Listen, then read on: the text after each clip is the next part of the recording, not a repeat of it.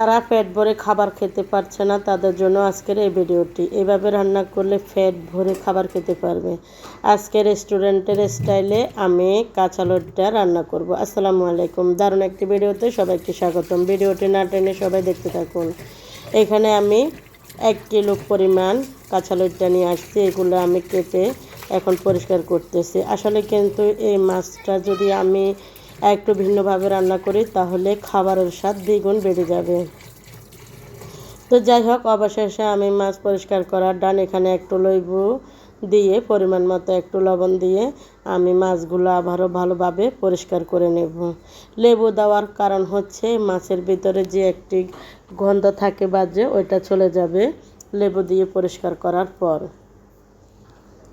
তো আমি সব সময় এভাবে রান্না করি। আপনারা যদি এই ভিডিওটি দেখে এভাবে রান্না করেন তাহলে অনেক অনেক মজা হবে আর খেতেও অনেক টেস্ট। তো যাই হোক, অবশেষে আমি 5 মিনিট রেখে দেওয়ার পর এখন আবারও পরিষ্কার করতে চলে আসলাম।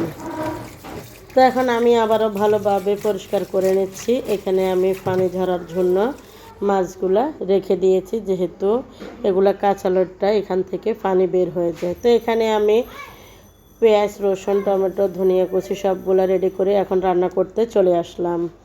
এখানে পরিমাণ মতো তেল দিয়ে এখন সব মশলাগুলো আমি একেবারের জন্য ঢেলে দিয়েছি। এখানে আছে রসুন, কাঁচামরিচ, টমেটো আর পেঁয়াজ। এগুলো একটু ভাজার পর এখানে আমি স্বাদ মতো লবণ দিয়ে দিচ্ছি।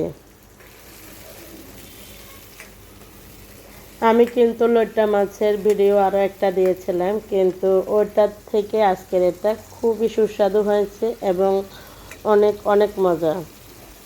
তো এখন আমি দিয়ে দিচ্ছি হলুদ, মরিচ, মশলা সব কিছু পরিমাণ মতোই দিয়ে দিয়েছি। তো দেখেন, কালার দেখে বোঝা যাচ্ছে কতটা লোভনীয় হবে। তো অবশেষে আমার মশলা কষানো হয়েছে। এখানে আমি লইট্টা মাছটা ঢেলে দিচ্ছি। ঢেলে দেওয়ার পর এখানে আমি ভালোভাবে মশলার সাথে মিক্স করে নিচ্ছি। যারা এই মাছটি খেতে চান না তারা যদি এভাবে রান্না করতে পারেন তাহলে অবশ্যই পরিবারের সবাই খেতে চাইবে আর পেট ভরে খাবার খেতে পারবে। এই সাগরের মাছগুলো আমাদের শরীরের জন্য অনেক উপকার। তো যাই হোক, আমি এখানে ভালোভাবে মিক্স করে এখন ঢাকনা দিয়ে ঢেকে দিচ্ছি। তো আমি কোনো পানি অ্যাড করি নাই, তারপরে দেখেন এখানে কি পরিমাণ পানি বের হয়েছে। যেহেতু 1 কিলো পরিমাণ মাছ রান্না করতেছি, তাই এখান থেকে পানিও পর্যাপ্ত পরিমাণ বের হয়েছে আর কি। তো অবশেষে আমার রান্নার ডান উপর দিয়ে আমি একটু ধনিয়া পাতা ছিটিয়ে দিচ্ছি। তারপর আর একটু জোশ করে নিচ্ছি বা রান্না করে নিচ্ছি। এখন আমার রান্না পুরোপুরি ডান। দেখেন কালারটা খুবই সুন্দর লাগছে। এখন চলুন কিভাবে খাবার খাবো এবং খাবারের টেস্টটা কেমন হয়েছে। এখানে আমি নিয়েছি 2টা কাঁচামরিচ, 1 টুকরা লেবু এবং পরিমাণ মতো মাছ এবং ভাত। খাবারের সাথে আমাদের লেবু হচ্ছে খুবই একটি উপকারী জিনিস। এটাতে ভিটামিন সি থাকে।